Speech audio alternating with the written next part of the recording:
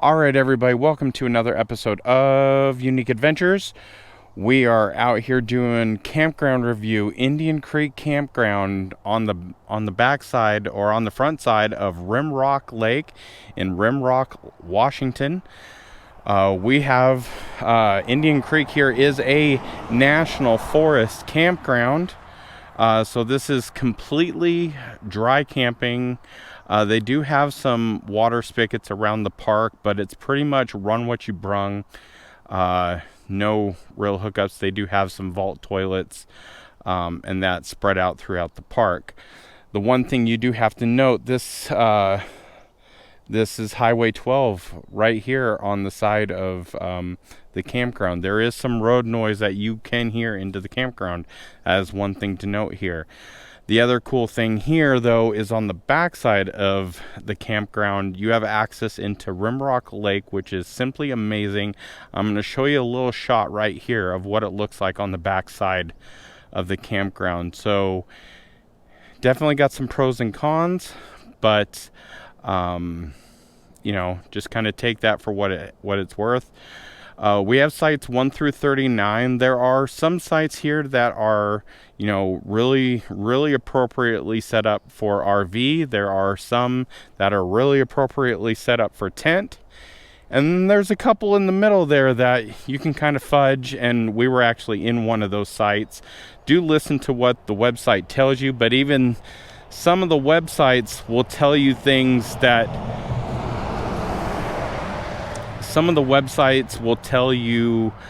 that you can fit into places that you're really going to have to get creative on. And even the camp host told us the same thing. So sometimes you just got to get a little creative with how you're parking into your sites. But whatever they tell you you're good for, you should be able to do it. So sites 1 through 39 here. Now, mind you, you got that highway right there, and we're starting here at site number 1. This could be an RV site. You see how long it is here. You got this little, you know, overhang deal for your picnic table, which I don't think any other campsite has. And it is extremely, you know, it's not deep, but it's wide. So I think you could definitely pull a trailer in here sideways. Site number 2 here on the left. Not very deep. Probably a smaller trailer, or if you jockeyed a little bit sideways. I definitely listen to whatever they tell you for that site. And do know, as we get to the middle of the campground, some of the numbering is not the best. So we're going to do our best with it. I'll let you know in the middle there where the numbering system just kind of went to the wayside. So, site number 3. This site here could be for a trailer. If you were small enough and you did kind of a diagonal number here, you might be able to make that work. But probably more of a tent site in number 3. Number 4 is going to be a more traditional RV, you know, depth, which I like. And then you've got a bathroom right next to it there. Actually, it looks like you got 2 of them. Site number 5 here, another one that you can definitely do RVs in.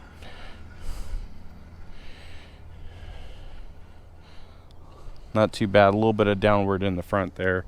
Site number 6, probably more of a tent site.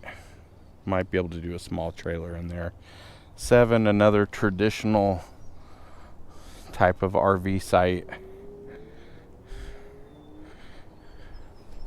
A little trash and dumpster here on the left. Now, you'd think we were going to be going forward here, but that is actually site 19 in front of us. We're actually going to dip left and go into this loop here, which is just a hodgepodge of random numbering. Somebody definitely had a couple of drinks when they decided to number these up. So, site number 8, probably a smaller trailer. You could probably do the diagonal thing. Pretty big livable area out there. And now here's where you get into some sideways shenanigans. This is where we are set up. Us and our friends, we are in sites 10 and 11. So, but to go back first, you got site number 9 and site number 11. Very close. They did tell us that, 26-foot trailer could fit in here, which it is. But you would hardly have anywhere to park a truck. Plus, you would be right next door to the person here. So if somebody had a 10 or something, you'd want to be really friendly if you were in 9 and 11. Nobody booked 9, so we just kind of took all of it over. Now, site number 10, we are 22 feet long. This is our trailer. We couldn't really find a good position to put this thing, so we kind of backed it a little bit off the backside of the pad here.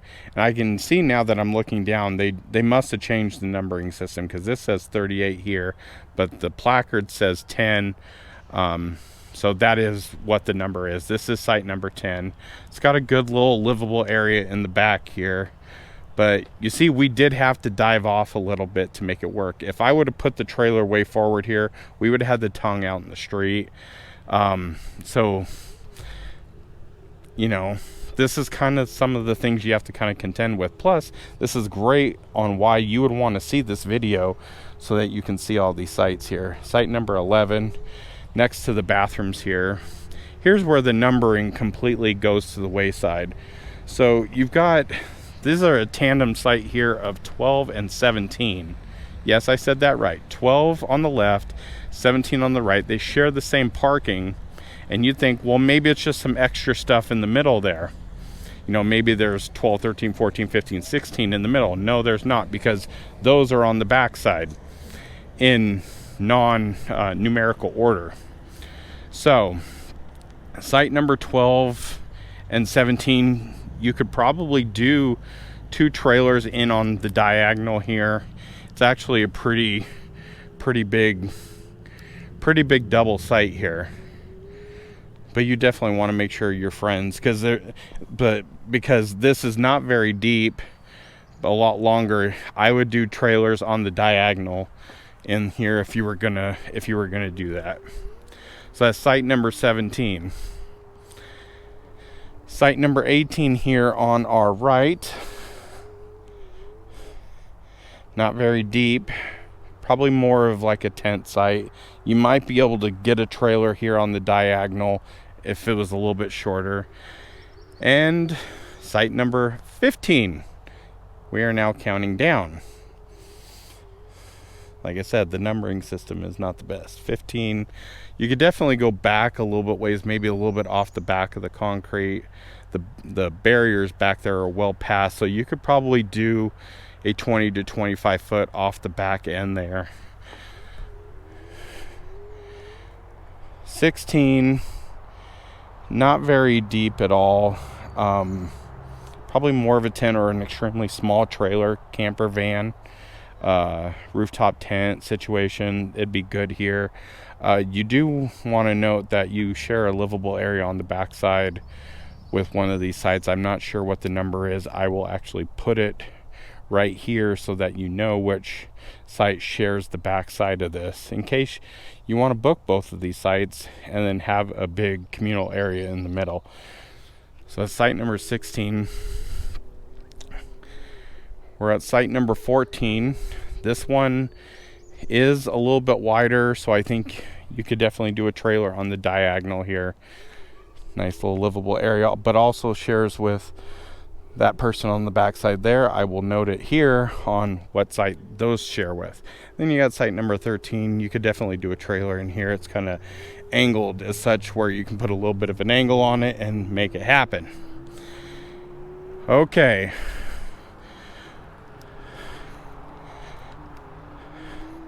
Yeah, you definitely come in more at an angle and be able to park a little bit longer of a trailer in there. Definitely a nice wooded campground. we really liked it here. We will definitely be trying to come back, especially if you want that lake access at a little bit of a price cut from like a state park campground, with no amenities though. I mean, no hookups, so you've got that access into that lake, which I think is really spectacular. If you like to kayak, you like to fish, you like to be in the water, around the water, sit by water, great access for that. So we're running back around here, and we're going to catch back up here with site number 19. Now everything here is chronologically set.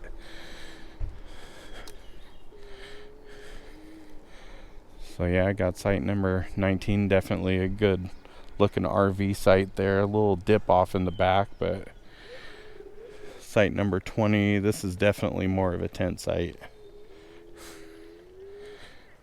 21's on a little bit of an angle here. You might be able to do a smaller, maybe 20-foot trailer in there possibly. 22, definitely a RV site here. This one's actually a lot longer. A little grassy area here.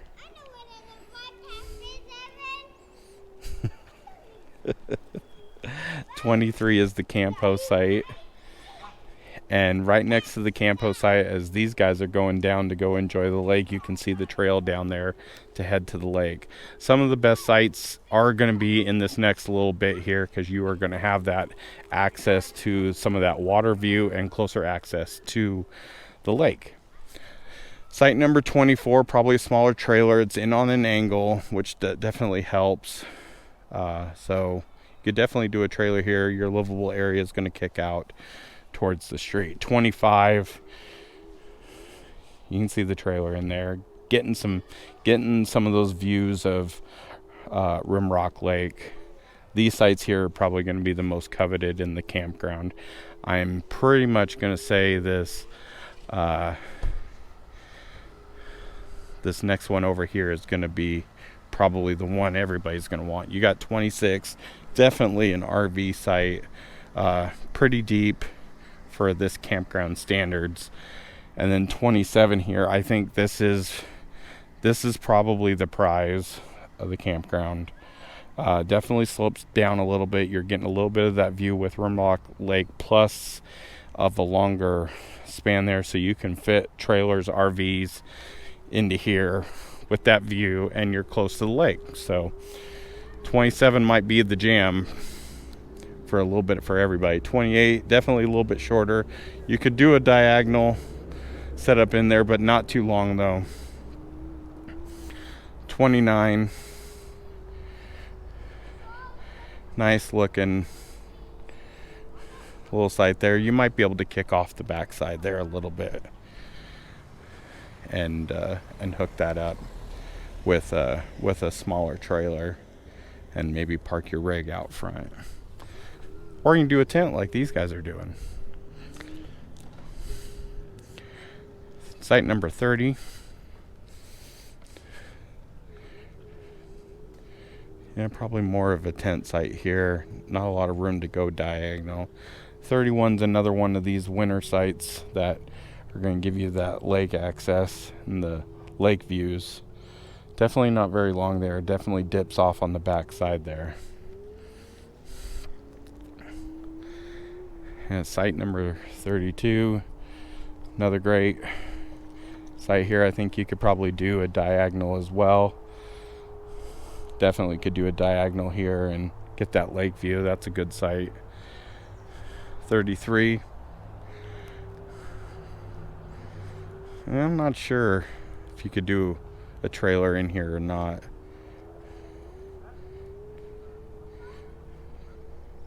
Nice little tent site though. Like I said, a lot of these on this back side are gonna be communal areas with the counterparts on the other sides. So you're gonna hear a little bit of noise from people playing, kids playing and stuff. You're gonna hear a little bit of road noise, stuff like that. 34, you can definitely do a trailer in here. I know the concrete stops, but the barriers aren't back for a little ways. You can maybe gently get off that back end just a little bit and give you some extra room. That's one of those other ones on the other side that share.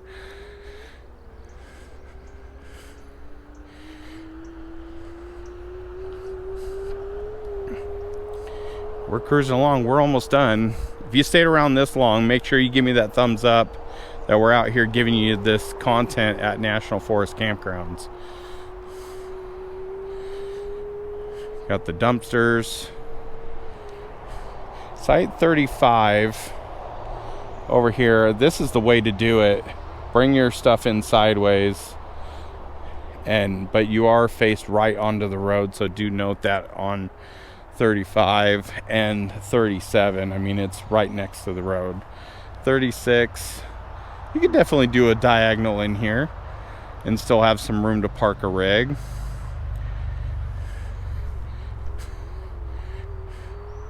I mean, nice picnic benches, nice little fire pits. You got the bathrooms here, another set of bathrooms. Like I said, there are a couple of water spigots around the park. We'll talk about those here in a minute. 38 and 39 here. That's a tandem. You could probably do 2 trailers in there on the diagonal. So the water, what I was talking about, there are spigots around. They're not designated for each campground, but they're kind of in central locations, so that, you know, if you need to go get some water, you can go, but you're going to be in the backside of somebody's campground. So on site 9 and 11, there is a water spigot, and we've had people coming through and, you know, filling up water containers, which is fine. But just note with some of these sites, if you have a water spigot at your site, that people are going to be coming to get water, because those are the only places to get water. I do really like this campground just for the fact of having that access to Rimrock Lake. I think that in itself is really good, and the price is going to be a lot cheaper than most state parks to get in here, as long as you can bring your own, you know, power water, you know, rung what you brung kind of situation. But what did you think about this campground? We enjoyed our time here. Definitely make sure to hit up the video where we kind of vlogged around here this weekend. We went up to Natchez and did a bat cave. We saw that, and we went and checked out some waterfalls, along with doing a little bit of exploring here on the backside of Rimrock Lake. So definitely check that video out. But yeah, what do you think about this campground? Have you been here before? Are you planning on coming here? What have been your experiences? Make sure to drop them in the comments below. Make sure you hit that thumbs up. Make sure you're subscribed to the channel, so that when we come to National Forest campgrounds that are on the backside of lakes, but also in front of highways, we give you that in-depth review so you don't miss it.